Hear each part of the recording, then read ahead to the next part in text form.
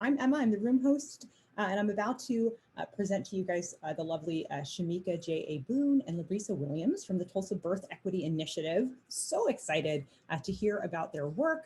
Both of our kind of key presenters have done a lot of work in the realm of health equity, and this collaborative that you'll hear from today is kind of the first of its kind in Tulsa, possibly the state. So super excited to have them.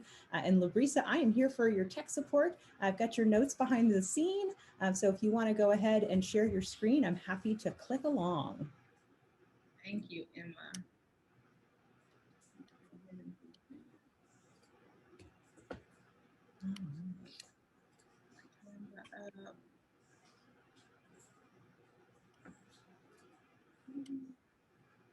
All righty. Can't see people, which I don't like, but I want to see. They're all here and they're smiling. I can see them in my view. All right, well, thanks. Well, thank you all for joining us. I hope you can hear me okay. My name is Labrisa Williams, and I am the Executive Director of the Tulsa Birth Equity Initiative. And I am here with my colleague, Shamika Boone. I'm a community-based doula, program manager for the Tulsa Birth Equity Initiative as well. So the Tulsa Birth Equity Initiative equips families in Tulsa to have healthy births with dignity and reduce maternal health disparities. We really envision a Tulsa in which all people are centered and respected before, during, and after pregnancy. We're only, a 6-month-old initiative, so fairly new. So really excited to expand and develop our program in this year. We're gonna really work on strengthening our identity as an initiative and, scale those programs. And so this is day 2 of training, and we wanna hear from you all before we jump into this workshop. So there are 2 questions that Emma is going to drop in the chat. Or you can feel free to unmute yourself or drop your answers in the chat. But basically, we want to know, what do you need from yourself to show up well? And then what do you need from us to show up well? So what do you need from yourself to show up well in this workshop? And then what do you need from yourself to show up well? I know if you're in Oklahoma, it's like really cold and kind of gloomy. The sun came out today, but we're pushing through. So what do you need? I don't know if I can read the chat. Oh, Emma, you're muted. It said that right over where I was trying to read, and I was like, what is this pop-up? Thank you. I was actually reading from Colleen. She says, I need to focus in this weather, which is so real. Let's see. And then Sam says same, absolutely. And then Paula says that I need to close my tabs and stay focused, which is very real. Yeah. Awesome. Well, thank y'all for sharing just a little bit about what you need. Emma, if you could take us to the next slide, please. Before we jump in, we wanted to talk a little bit about the why.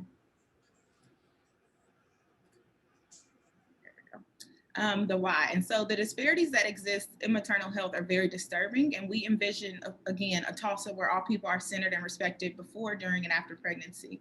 And so some of the health inequities that we're looking to address are these on the screen. But I wanted to bring some light to those that are not as known or as common, because we've all heard about Black women being 3 times as likely, and Native American and Alaska Native women being 2.5 times more likely to die from pregnancy-related causes than white women.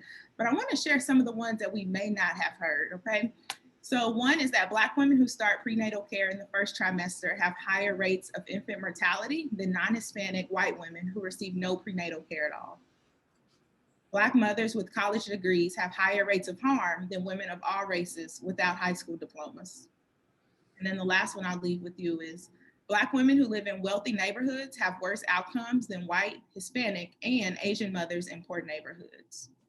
So there's no educating ourselves out of this inequity or making more money to escape from the grim reality that exists for Black women. By simply being Black in America, we are at risk. And so we know that this is a complex issue. And so we have to have a multi-pronged approach to address it. Next slide, please.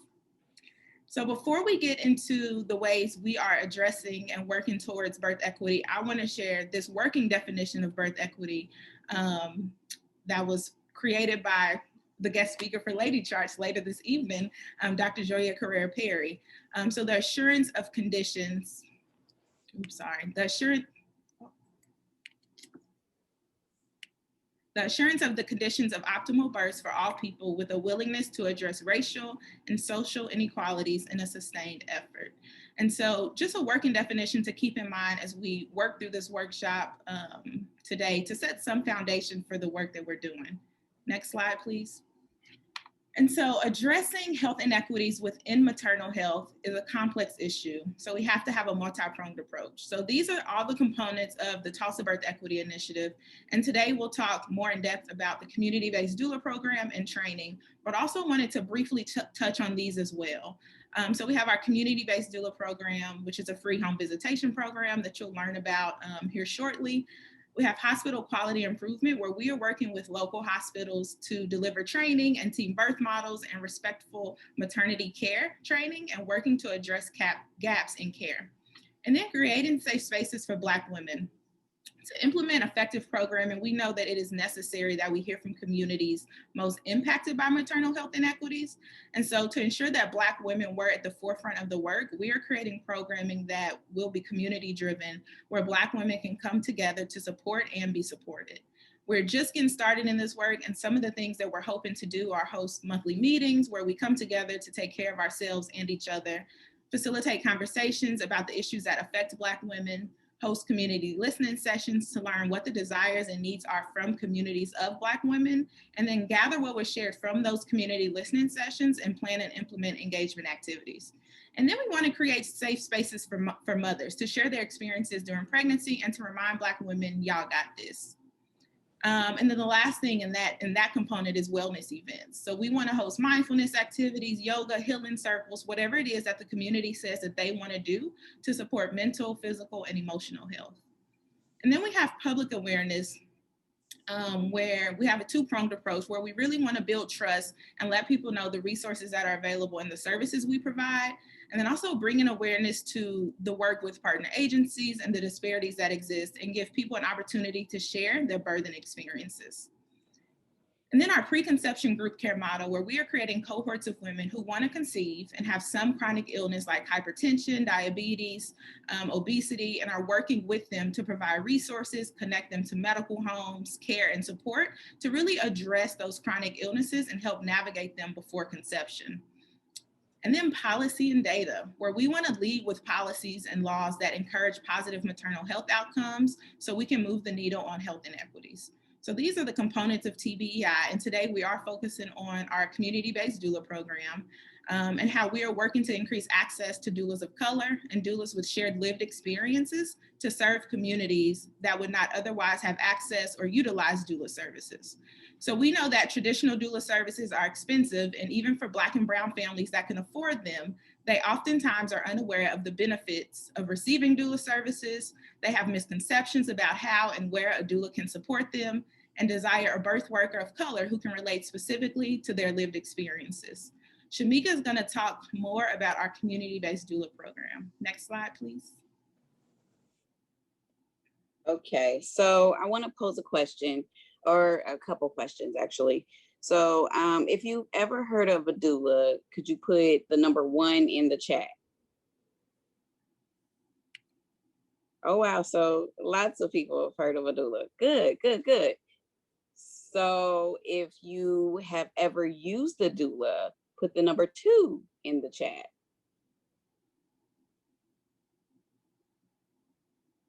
Okay. Okay. So a couple people.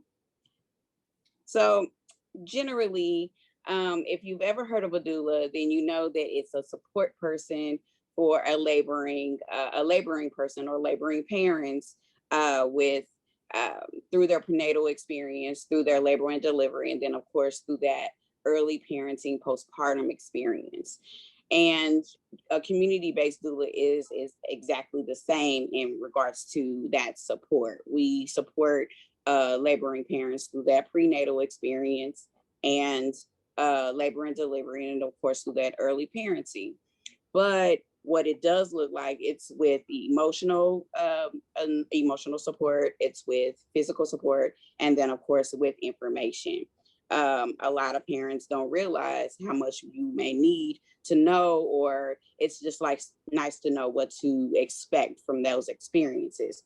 And generally what we do is what we are someone of and from the same community from which that same laboring person is from. It's a trusted relationship between that community-based doula and that participant. And so that relationship is, in essence, very, very close once it comes down to that labor and experience. And through that prenatal experience, it's nice to know you learn what to expect from your body, what to expect from your baby, you growing, those random emotions that may not be random emotions, but it's nice to have someone to bounce those ideas off of or those feelings off of.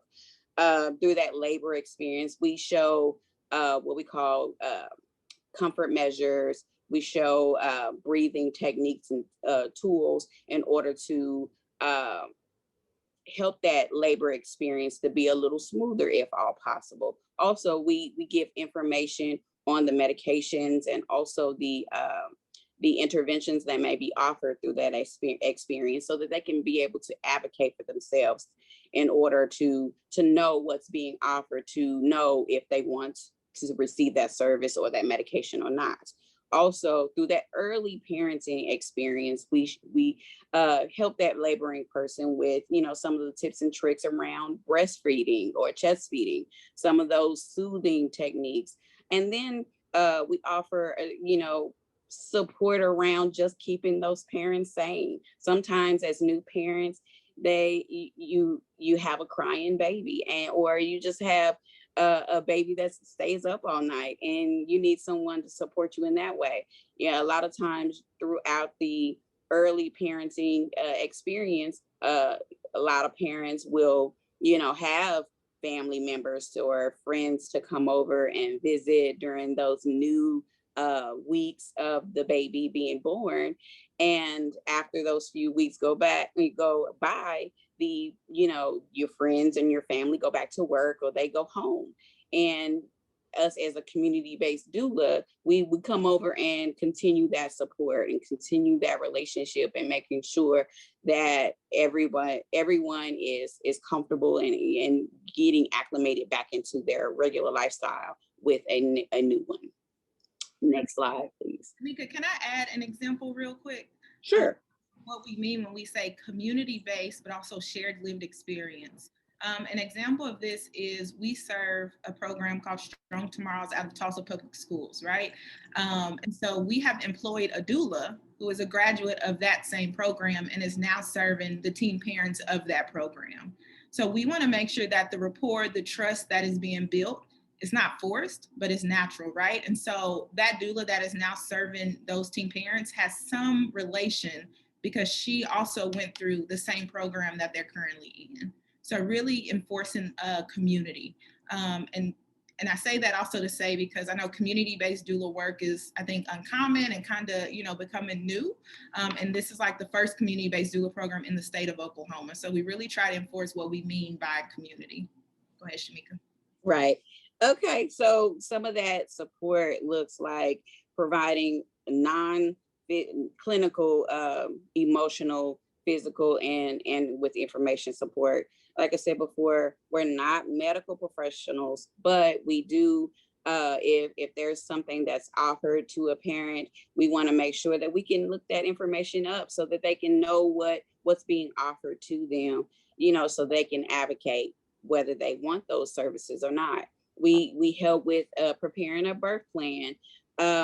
We like to call it a wish list because we know that sometimes labor doesn't happen like a plan and different things, or, the plan might not always be the plan. And so just something to have a guide and something that you prefer from your experience. Also, we help with breastfeeding, chest feeding, information around and education around lactation, or just some of those tips and tricks on how to get your baby to latch when baby might be upset, something like that.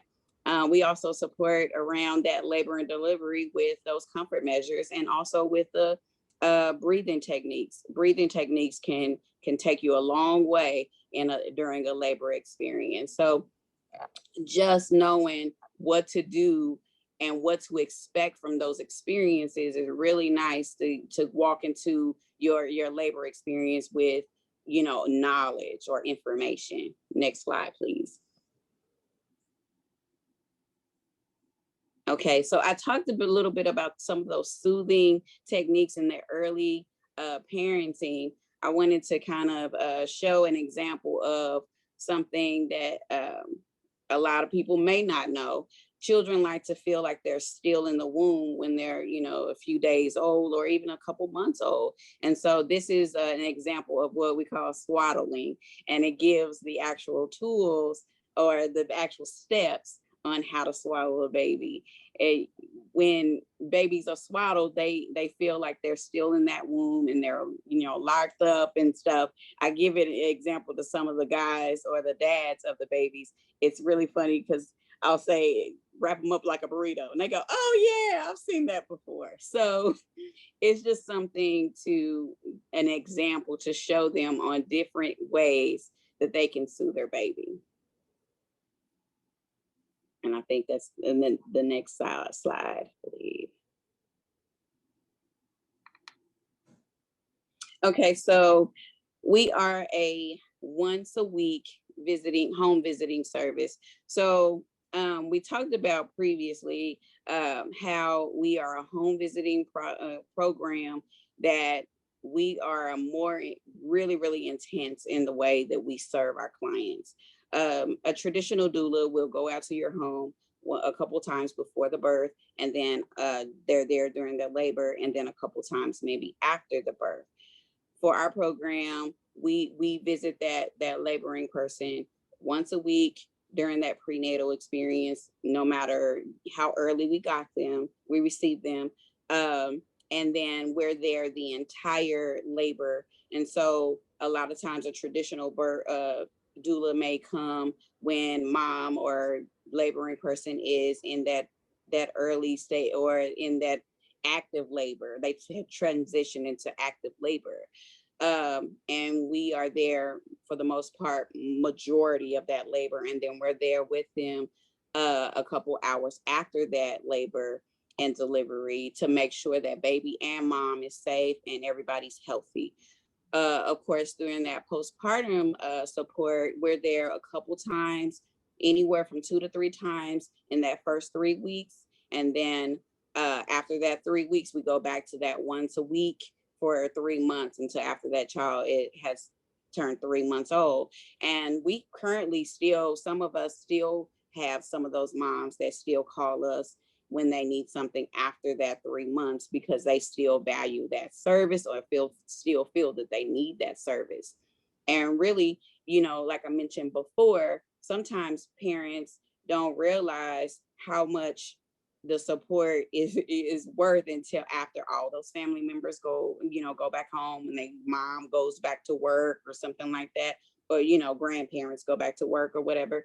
But it's one of those things where, as their doula, coming still to support them when everybody has, you know, gone back to regular life, it's nice to have that additional support just to stay sane as a new parent.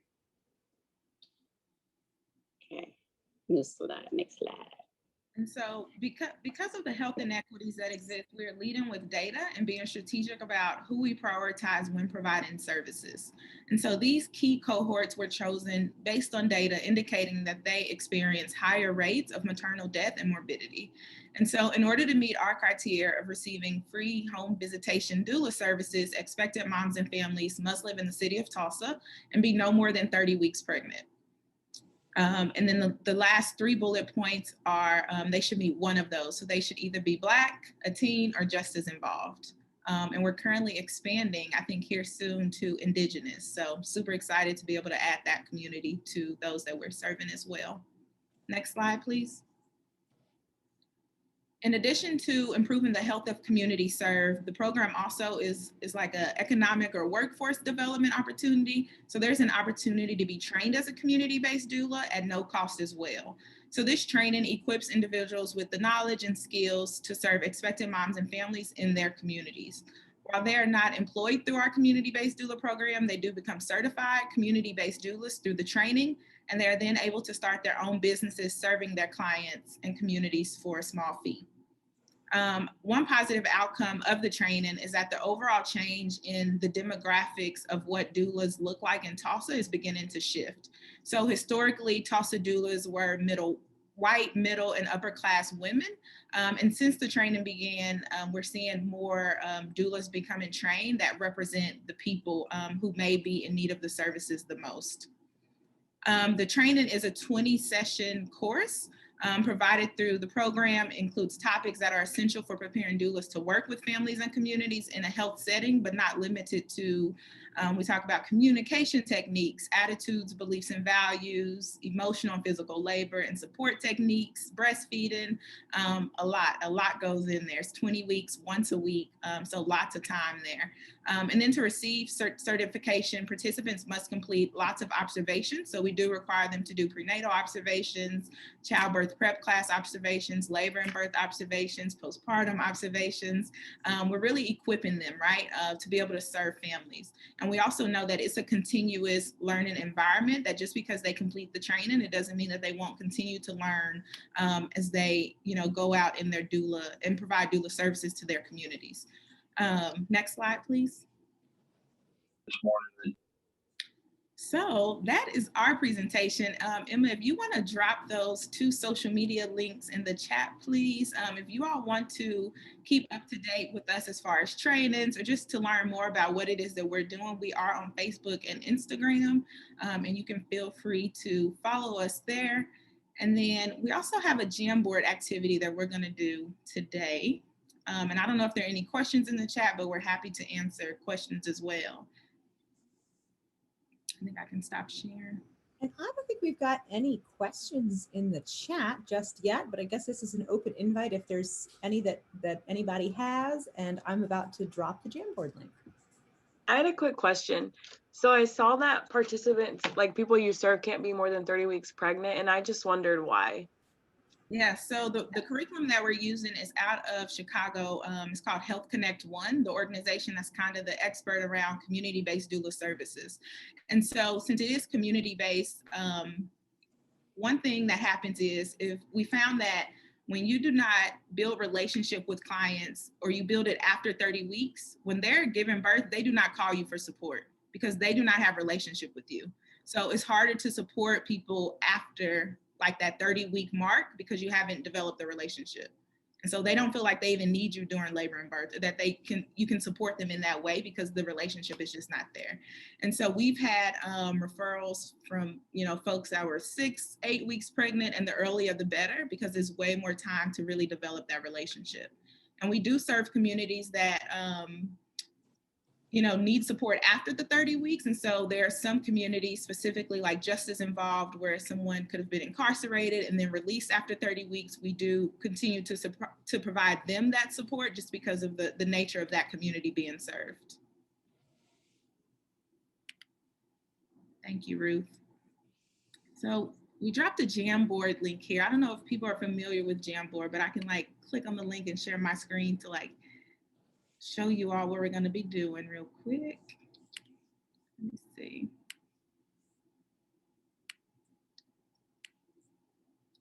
So after hearing about the community-based doula program, can everybody see my screen?